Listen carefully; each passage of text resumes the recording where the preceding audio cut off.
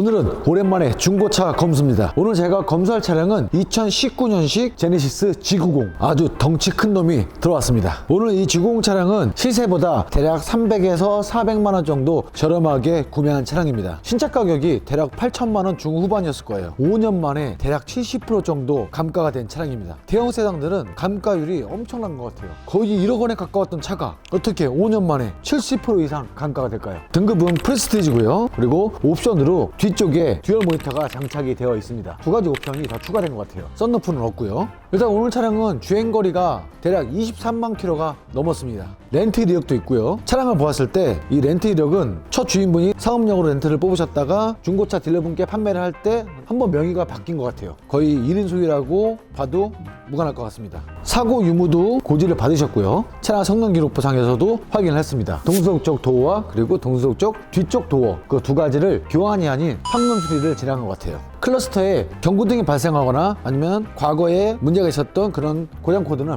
발생되지 않는 상황입니다. 성능 기록부에 고지된 그 사고 이외에는 다른 부분 없다고 했으니까 또 살펴보도록 하겠습니다. 일단은 본닛의 경우 교환된 차량은 아닙니다. 확실히 교환되진 않았어요. 본닛은 도장도 되진 않은 것 같아요. 그렇다는 것은 앞쪽 큰 충돌은 없었다는 거겠죠. 하지만 범퍼는 도색을 했습니다. 100% 도색을 한 거예요. 영상에서 보실지 모르겠지만 제네시스 범퍼는 라디에이터 그릴 상단 쪽에 가니쉬가 들어가는데 이 부분이 또 따로 분리가 되고 상단 범퍼만 또 따로 분리가 됩니다. 이 상단 범퍼는 지금 펜다와 봤을 때 색이 아주 상이하게 달라요. 전혀 달라요. 이 차량의 도장 컬러는 PH3인데 지금 상단 범퍼가 거의 검정색에 가깝습니다. 물론 범퍼와 그리고 펜다는 같은 색을 도장을 하더라도 도장 색깔이 좀 다르게 느껴질 수가 있는데 이 친구는 아예 조색을 잘못한 거예요. 밝은 햇빛에 육안으로 봤을 때는 그 차이가 확연하게 납니다. 전혀 다른 색깔로요. 상단 부분 봤을 때는 같은 색이라고 볼 수 있겠지만 옆으로 조금만 시선을 돌리는 순간 펜다와 상단 가니쉬 사이에 이 색깔이 전혀 다른 것을 느낄 수가 있습니다. 도색이 다른 부분도 이 차량을 구매하기 전에 인지를 한 상황이기 때문에 이 부분은 뭐 태클을 걸 생각은 없습니다. 상단을 한번 볼까요? 일단 디자인 커버를 분리를 해서 엔진 상단의 전체적인 부분을 보겠습니다. 아주 먼지가 가득 차 있습니다. 첫 번째 위쪽에서 볼 것은 바로 휠하우스겠네요. 실리콘 모양이 아주 이쁘게 물결쳐 있죠. 휠하우스 쪽은 사고가 없었던 것 같아요. 반대쪽도 사고의 유무는 보이지 않고요. 흡기 매니폴드는 한 번은 무조건 분리했던 것 같습니다. 제 생각에 아마도 이 점막 코일을 교환했을 것 같아요. 그리고 아마도 오일루가 있었던 것 같습니다. 실리콘이 썩 이쁘게 발라져 있진 않네요. 제가 별로 좋아하지 않는 스타일의 실리콘 작업이에요. 이 차는 상단 실린더 헤드 커버에서도 오일루가 현재 진행형으로 지금 새고 있는 거예요. 실리콘 작업은 아주 예전에 했던 거고 현재도 오일이 새고 있습니다. 아마도 계속 번져나갈 거예요. 왼쪽으로는 벌써 이미 흘러내리고 있네요. 실린더 헤드 커버 기스킷 작업을 한 번 다시 해야 될 것 같습니다. 그리고 프론트 케이스 쪽에서도 오일루가 발생을 하고 있어요. 바로 발전기 옆부분에서 오일루가 가장 심하게 발생을 하고 있습니다. 처음에 엔진 시동을 걸었을 때 실내에서 조용하게 들리면서도 가만히 귀를 기울였을 때 구동벨트가 아주 정상적으로 돌아가는 소리가 아닌 것 같은 그 정비사의 느낌적인 느낌이 들었었습니다. 유심히 살펴보니까 이 구동벨트의 텐션을 고정해주는 텐셔너에 쇼버가 있는데 그게 또 터졌어요. 그 친구도 지금 문제가 발생을 했습니다. 이 친구도 교환을 해야 되겠는데요. 23만 킬로 넘은 이 G90 중고차에 무언가 계속 눈에 밟히는 것들이 있는 것 같습니다. 일단 상단에서는 그런 부분들이 눈에 띄고요. 뭐 엔진을 교환을 했다거나 그런 부분은 보이진 않습니다. 오일 필터 하우징에서도 오일루가 발생을 하네요. 이 오일루 같은 경우는 차량을 구매할 때 성능 기록부에 정확하게 명시가 되어 있었어요. 그것도 감안을 한 거죠. 구매를 할 때. 양쪽 휀다는 교환이 된 것 같지는 않습니다. 냉각수의 상태를 한번 볼까요? 냉각수는 녹색입니다. 비중을 한번 볼까요? 냉각수의 비중은 아주 훌륭해요. 상태도 나쁘지가 않습니다. 요즘 H사와 K사에서는 냉각수가 핑크색으로 나오죠. 상태가 나쁘지 않기 때문에 더 사용을 하셔도 되고 시장 냉각수로 교환을 하셔도 될 것 같습니다. 우선 냉각수는 합격이에요. 자동차는 여름철이든 겨울철이든 냉각수가 무척 중요하기 때문에 보조 탱크에도 냉각수가 있는지를 확인하고요. F선과 L선 사이에 보조 탱크에도 냉각수는 있습니다. 브레이크 헤드의 상태도 무척 깨끗합니다. 엔진 오일 양을 한번 봐야 될 것 같아요. 이 엔진오일 게이지도 부러져 버렸어요. 부러진 지 한참 된 것 같은데요. 이거 이 레벨 게이지는 빨리 무조건 교환을 해야 돼요. 정확한 엔진오일 양을 파악하기가 어렵습니다. 이 상태에서 뭐 찍히는 게 없으니까요. 무척 마음에 안 드는데 일단은 차량을 올려보기 전에 에어클리너 상태를 한번 보면 되겠네요. 100% 확인할 수는 없지만 에어클리너 상태만으로도 일정 부분 엔진 오일이 교환이 됐는지 안 됐는지를 확인할 수가 있습니다. 정말 양심이 없는 그런 분들은 에어클리너만 싹 교환하겠지만 설마 그런 분들이 많지는 않겠죠. 다 좋은데 이 차량 에어클리너 확인하기가 참 어려워요. 볼트도 전혀 다른 거를 장착해놨네. 아마도 이 스트럿바를 띄었다 붙였다 하다가 볼트를 잃어버려서 다른 볼트를 체결하는 것 같아요. 이 볼트가 절대 아니거든요. 살짝만 째려봐도 확실히 알 수가 있습니다.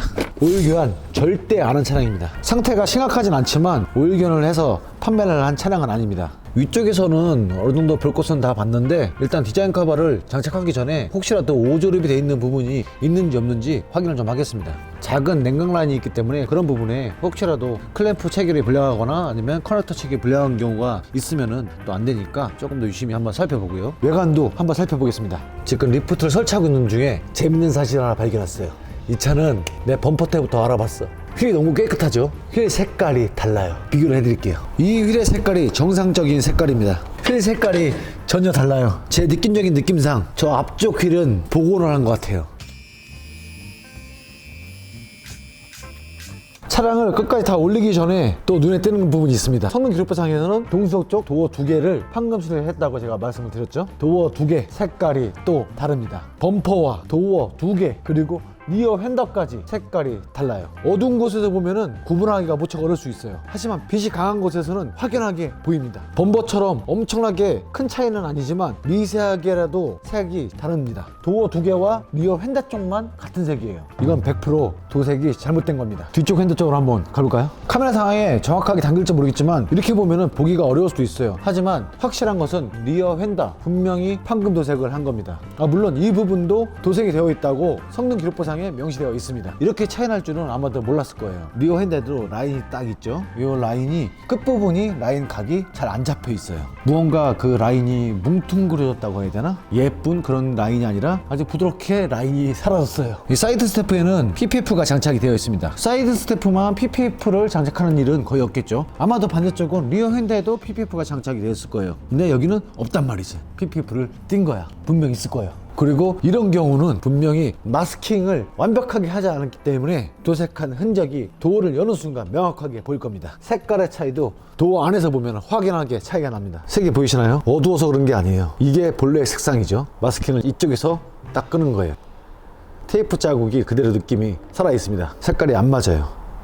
퍼티 작업이 아마도 이렇게 크게 넓게 들어갔을 거예요. 이쪽 부분에 큰 스크래치가 있었을 거라고 생각합니다. 하지만 리어 핸들을 잘라서 교환한 것 같지 않습니다. 그냥 이렇게 봤을 때는 리어 휀더, 뒷도어, 앞도어 그렇게만 보이면은 본래 차량이 이 색상으로 혼돈한 경우가 있어요. 사람 눈이 운전석 쪽 라인과 그리고 동수석 쪽 라인 양쪽 면을 사람 눈이 같이 비교하면서 볼 수는 없겠죠. 왔다 갔다 왔다 갔다 하면서 본다거나 아니면 한쪽 면만 이렇게 봤을 때는 색깔이 다 똑같네. 비슷한 계열일 경우는 색을 잘 맞추지 못해도 정말 민감하신 분들 아니면 구분하기가 무척 어렵습니다. 아무튼 이 부분은 도색이 잘못된 거예요. 아직 저는 차를 떠보지 않은 상황입니다. 만약에 차량을 떠보게 되면 아마도 제 생각에는 70-80% 이상 이 도색했던 흔적이 분명히 남아있을 거예요. 이렇게 작업하시는 분들이 꼭 도색의 흔적을 남기시더라고요. 리어 휀더 반대쪽에 제 예견이 맞다면 분명히 PPF가 있을 겁니다. 한번 가보시죠. 역시나 여기 있네요. 스태프에도 있고요. 이렇게 하나만 할 일은 없거든요. 같이 하거든. 작은 스크래치 돌빵 같은 경우에는 이런 식으로 붓터치를 좀 해놨네요. 숨김 작업 이런 부분은 딜러분께서 속였다고 말할 수는 없습니다. 차량 성능 기록부도 다 나와 있고 또 다 말씀해 주신 부기 때문에 숨기질 않았어요. 하지만 작업이 잘못되었다는 거, 그 부분을 말씀드리고 싶었던 거예요.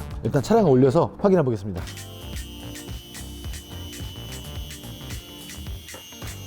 제가 분명히 흔적을 남길 거라고 했죠. 흔적을 찾았습니다. 이것부터 보시죠. 마스킹 테이프에 흔적을 남겨 놓으셨네요.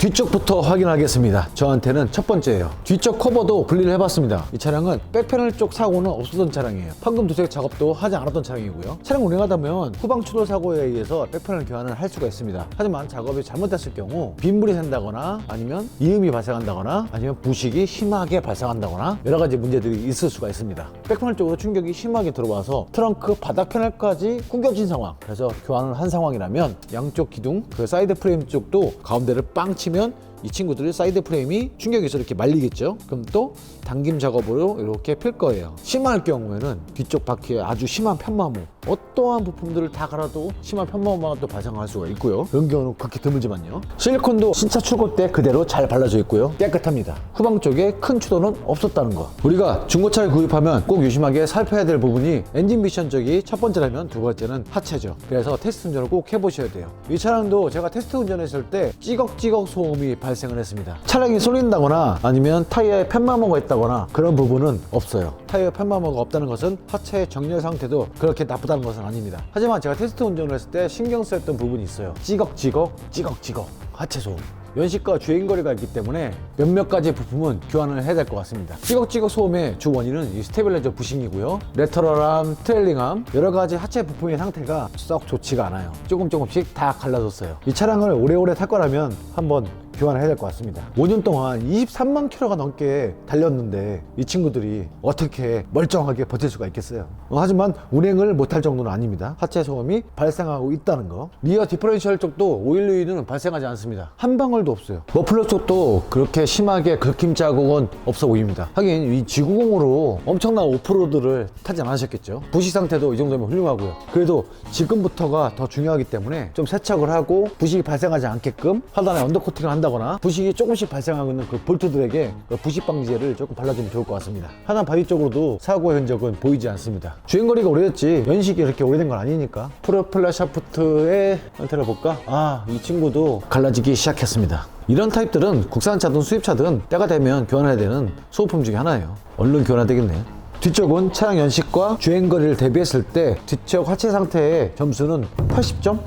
부싱의 상태가 안 좋다면서 왜 이렇게 높은 점수 주냐고요? 주행거리가 23만 킬로가 넘었잖아요. 자, 미션 쪽과 엔진 쪽을 보겠습니다. 하단 커브를 분리하고 다시 돌아오겠습니다. 미션을 펜은 교환을 한 겁니다. 그리고 이 딜러분께서 미션에 장착된 밸브 바디란 부품도 교환을 하셨다고 말씀하셨어요. 분명히 변속 충격이 있었기 때문에 교환을 하셨을 거고, 그로 인해서 하단 오일 팬도 교환이 됐고요. 미션 오일도 교환이 됐겠죠. 오일 누유가 되는 부분은 미션 쪽에서는 전혀 발견되지가 않아요. 이 부분은 한동안은 크게 돈 들어갈 일은 없을 겁니다. 주행거리가 아무리 23만 킬로를 탔다고 해도 미션 쪽에서는 웬만해서는 트러블이 발생하지 않을 거예요. 엔진 쪽으로 가보겠습니다. 성능 기록부상에서는 미세 누유라고 명시가 되어 있었는데 저는 솔직히 모르겠어요. 이게 미세 누유라는 기준을 저는 모르겠습니다. 중고차의 미세 누유의 기준이 무엇인지 아시는 분들은 댓글로 달아주세요. 제 기준에서는 이거는 미세 누유가 아니에요. 특히 비용이 많이 들어갈 수 있는 부분들은 미세 누유라고 볼 수가 없을 것 같습니다. 일단은 엔진과 미션 사이에서 오일 누유가 발생하고요. 생각보다 많은 양이에요. 엔진이 송글송글 며칠 정도니까요. 그렇다는 것은 엔진과 미션을 분리를 해서 그 사이에 있는 오일실을 교환을 해야 된다는 소리입니다. 작업이 커지겠죠. 비용이 많이 발생하는 작업이에요. 물론 지금 당장 해야 될 그럴 정도는 아니지만 그래도 추후에 더 심해진다면은 작업을 해야 되겠죠. 이 부분은 조금 아쉽네요. 그리고 앞쪽에서도 오일 누유가 상당 부분 많이 진행이 된 상황입니다. 프론트 케이스 쪽에서 오일 누유가 상당히 많이 진행이 된 상황입니다. 프론트 케이스 오일 누유 작업도 진행을 가까운 시일 내에 하는 게 좋을 것 같아요. 이 정도 엔진 오일 누유로 엔진에 심각한 문제를 발생하는 경우는 극히 드물겠지만 오일이 새면서 그 오일 탄 냄새가 히터 또는 에어컨을 틀었을 때 실내로 유입이 됩니다. 건강에 좋지는 않겠죠. 저는 개인적으로 그래서 오일 누유가 되는 거를 싫어해요. 맨 밑에 장착된 하단 오일팬 끝단부에서도 오일 누유가 조금씩 있고요. 그리고 하체 상태를 확인해 보겠습니다. 볼트를 풀었다가 조인 흔적들은 곳곳에 다 남아 있고요. 볼로 장착된 하체 부품들은 뭐 터지거나 그런 부분들은 없습니다. 상태도 양호합니다. 앞쪽 타이어도 마찬가지로 타이어의 편마모는 있는 편이 아니에요. 중고 차량을 구매하실 때 타이어의 정렬 상태도 꼭 보셔야 됩니다. 바깥쪽만 보지 마시고 이 안쪽도 꼭 확인하셔야 돼요. 안쪽에 편마모가 심하게 발생했다면 하체 부품에 무언가 문제가 발생했을 확률이 무척 높습니다. 주행할 때 차량 떨림이 있어서 휠 밸런스를 장착한 것 같아요. 이 휠 밸런스는 가까운 시간 안에 장착을 한 걸 겁니다. 지금 보고 계신 쪽은 동수석 쪽입니다. 동수석 쪽 하체 부품의 상태는 양호한 편이에요. 당장 무언가 돈이 들어갈 일은 없을 것 같습니다. 또 아쉬운 부분 한 가지는 스타터 모터입니다. H사와 K사 기준에서 이 타입들의 엔진이 장착된 스타터 모터가 불량률이 좀 높은 편인데 스타터 모터 교환하기가 작업자 입장에서 무척 힘들기 때문에 그만큼 기술료도 조금 높은 편입니다. 작업하려면 분리를 해야 될 부품들이 너무너무 많아요. 육안으로 봤을 때는 절대 교환한 부품이 아닙니다. 1, 2년은 버텨줬으면 좋겠는데 조금 걱정이네요. 하지만 또 좋은 부분은 엔진 마운트 양쪽을 다 신품으로 교환이 돼 있어요. 요 근래는 아니지만 그래도 그렇게 멀지 않은 시간 안에 교환이 된 걸로 생각이 됩니다. 어쩐지 제가 조향이를 손으로 잡고 여러 번 테스트를 했는데도 진동이 전혀 들어오지 않았어요. 그렇게 진동이 들어오지 않는다는 것은 엔진의 밸런스도 나쁘지 않다는 거고 엔진 마운트의 상태도 아주 좋다는 거. 주행거리 대비 아주 양호했습니다. 휠타일 잡고 좌우 상하로 흔들었을 때도 뭐 이상이 있는 유격은 발생하지가 않습니다. 하체에 유격도 없다는 소리겠죠. 운전석 쪽도 하체 부분의 상태는 그렇게 나빠 보이지는 않습니다. 뒤쪽은 몇몇 가지 교환을 하더라도 앞쪽은 일단은 그냥 타도 될 것 같아요. 노면이 안 좋은 거 지날 때, 특히 지금처럼 겨울철에 냉간시에 방시 더 넘을 때, 그럴 때 하체 소음이 잘 발생하는 편인데 이 차량은 앞쪽에서는 하체 소음이 1도 발생하지가 않았어요. 오직 다 뒤에서만. 휠의 상태를 보면은 저 안쪽은 이렇게 스크래치가 많이 발생을 했죠. 휠이 밖에서 봤을 때 색깔이 다른 휠이었습니다. 복원을 한 거죠. 그런데 안쪽은 복원을 하지 않았네요. 바깥쪽만 깨끗하게 복원이 된 것 같아요. 자, 그 다음에 프론트 패널 쪽을 한번 보겠습니다. 라디에이터를 교환했다거나 아니면 콘덴서를 교환했다거나 그런 적은 보이지가 않습니다. 만약에 교환했다고 하면 그 흔적이 분명히 남거든요. 앞쪽 사이드 프레임 쪽도 이상은 없고요. 라디에이터와 엔진에는 냉각수 호수가 장착이 되어 있습니다. 상단과 하단에요. 하단에 있는 라디에이터 호수에서도 가끔 가다가 냉각수 누유가 발생하는 차량들이 있습니다. 이 정도면 뭐 쏘쏘? 금액 대비 주행거리 대비 그래도 개인적으로 높은 점수는 주고 싶지가 않아요.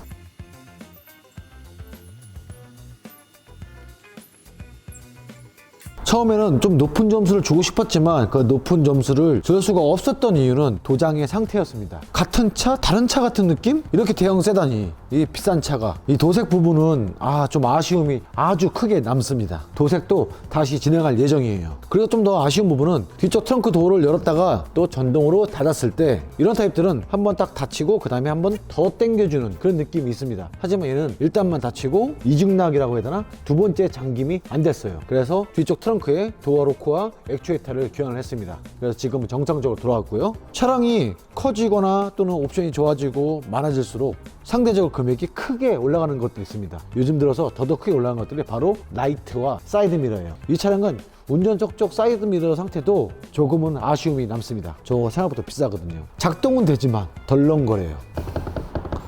조금 더 문제가 생기면 고속주행할 때 사이드미러가 살짝 접힐 수도 있습니다. 내가 원하지 않은 각도로요. 오늘 영상에선 주행 영상은 담지 않았습니다. 자동차 정비사 입장에서 살펴봤어요. 주행을 해봤을 때 주행 감성은 다들 아시잖아요. 제가 어떤 차를 운행하고 있는지. 그거에 비하면 이 차는 뭐 구름 위를 걸어다니는 느낌? 떠다니는 느낌? 주행 감성은 무척 좋았습니다. 전체적으로 다 확인을 했을 때 제가 이 차량에 주고 싶은 점수는 모든 걸 다 감안하고도 60점입니다. 타이트하게 잡았을 때 작업한다고 가정했을 때도 동일 차량 대비 저렴한 가격에 구매하신 금액만큼 아마도 부품 금액이 비싸기 때문에 들어가지 않을까 하는 생각이 듭니다. 그래서 제가 이 친구에게 내리는 점수는 60점이에요. 제가 웬만해서 점수를 좀 잘 주는 편인데 아쉬운 부분이 눈에 띄게 너무 많았습니다. 물론 딜러분께서 다 고진을 하신 상태이기 때문에 딜러분의 잘못이 아닙니다. 그래도 주행거리 대비 엔진과 미션의 컨디션은 상당히 좋기 때문에 그걸로 인한 그런 스트레스는 내려놓아도 될 것 같습니다. 요 근래에 붙죠. 대형 세단들을 중고차로 구매하셔서 저희 쪽에 의뢰를 하시는 분들이 많이 계십니다. 특히 EQ900, K9, G80, G90 5년 이상 된 매물들이 우르륵 쏟아지면서 신차 대비 매우 감가가 많이 된 상태에서 차량을 구매하시는 분들이 많이 계세요. 차량이 덩치가 커지고 또 신차 출고 가격이 높은 만큼 수리비도 그거와 대부분 비례합니다. 그렇기 때문에 차량을 구매하신다면 더 자세하게 살펴보시고 판단하시기를 바랍니다. 오늘 이야기를 마무리하겠습니다. 오늘도 함께 해주셔서 진심으로 감사드리고 다음 시간에도 카멘 패밀리의 즐거운 정비숍 이야기로 돌아오겠습니다. 닦고 조이고 기름치자. 지금 내가 타고 있는 차가 세상에서 가장 좋은 차예요.